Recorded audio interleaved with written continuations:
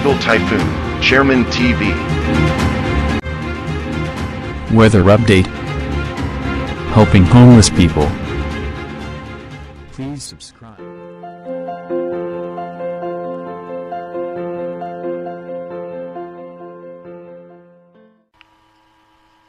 Magandang gabi po. Ito po ang latest update ngayong araw, September 27, 2023. Patuloy pa rin nga po umiiral sa bansa yung southwest monsoon na nakaka-apekto po yan sa parte ng Luzon.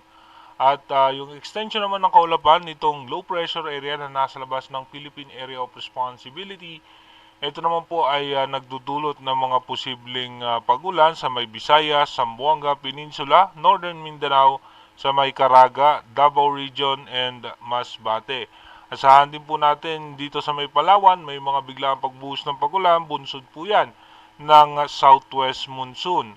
Dito naman sa may parte ng Metro Manila, asahan natin yung localized thunderstorm at yung southwest monsoon na posibleng magdulot yan ng mga biglang pagbuhos ng pagulan.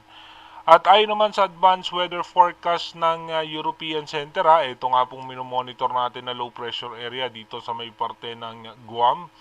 Sa ngayon nga po, mataas ang tsansa nito na maging isang bagyo at ito po'y posibleng dumaan dito nga sa may parte ng extreme northern Luzon, dito sa may parte ng Itbayat, Batanes, at apektado rin po niya ng northern Luzon. Kaya iba yung pag-iingat at paghahanda na sa ating mga kababayan sa posibleng magiging senaryo nitong posibleng sama ng panahon. At bukod po dyan, meron nga kasunod na mas malakas pa nga na bagyo.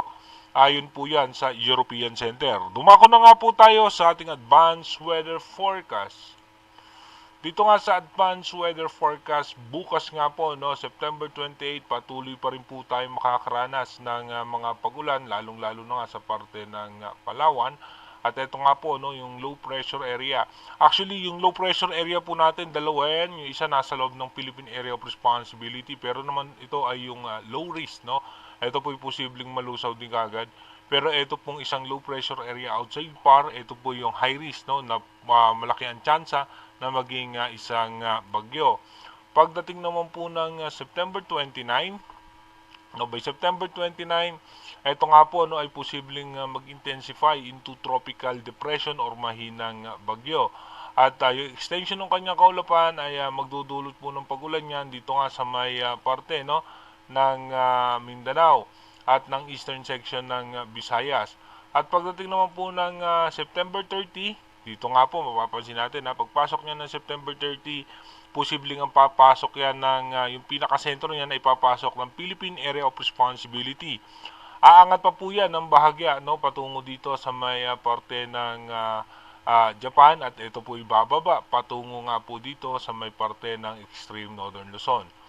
By October 1, asahan nga po natin pagdating ng October 1, ito nga po bilang isang bagyo ay makakaapekto po yung extension ng kaulapan niyan at yung paghatak niyan dito sa southwest monsoon dito sa gitnang bahagi ng bansa.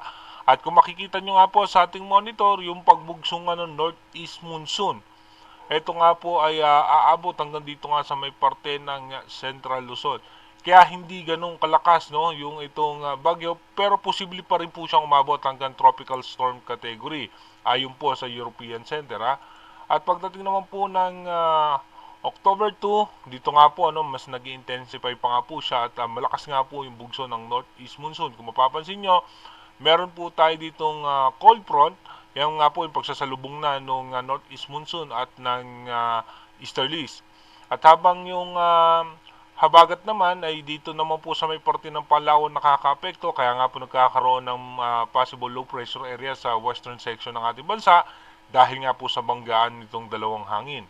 Pagdating naman po ng October 3, ito nga po sa tropical depression, bababa na nga po yan dito sa may parte ng extreme northern Luzon. At pagdating nga po ng October 4, dito nga po as tropical storm category, dito nga po yan maapektuhan nga po yung extreme northern Luzon. At asahan po natin yung mga pag-ulan dito nga sa gitnang bahagi pa rin ng ating bansa. At kung mapapansin nyo nga po, dito nga sa isang side kung saan dito sa labas ng Philippine Area of Responsibility, meron nga tayong isang bagyo na nabuo. At pagdating naman po ng October 5, dito nga po, posibleng dadaan itong bagyo na to sa may parte ng Itbayat, Batanes. At apektado po niyan hanggang Northern Luzon. Kaya iba yung pag-iingat at paghahanda na sa ating mga kababayan dyan sa posibleng dulot nitong sama ng panahon. At dito nga po, yung nasa labas ng ating Philippine Area of Responsibility ay nasa typhoon category na nga po. At pagdating naman ng October 6, ito nga pong isang bagyo na to, ngayon nga ay nasa western section na siya ng ating bansa at magdudulot po yan ng pagulan sa may western section ng ating bansa. At ito namang isang bagyo, ito nga po ay nasa typhoon category na, ay posible pumasok din po yan ng ating Philippine Area of Responsibility pagdating nga po ng October 7. Kung mapapansin nyo dalawang malakas na bagyo nga po yung makaka-apekto ngayon sa ating bansa. Inuulit ko po, yung ating advanced weather forecast is possible scenario pa lamang po yan. Malaki pa rin po ang posibilidad na magbago po yung scenario na yan. Kaya manatili tayong tumutok sa ating advanced weather forecast para malaman natin yung mga posibleng senaryo nitong dalawang sama ng panahon na makaka-apekto sa ating bansa. Mag-iingat po tayo palagi.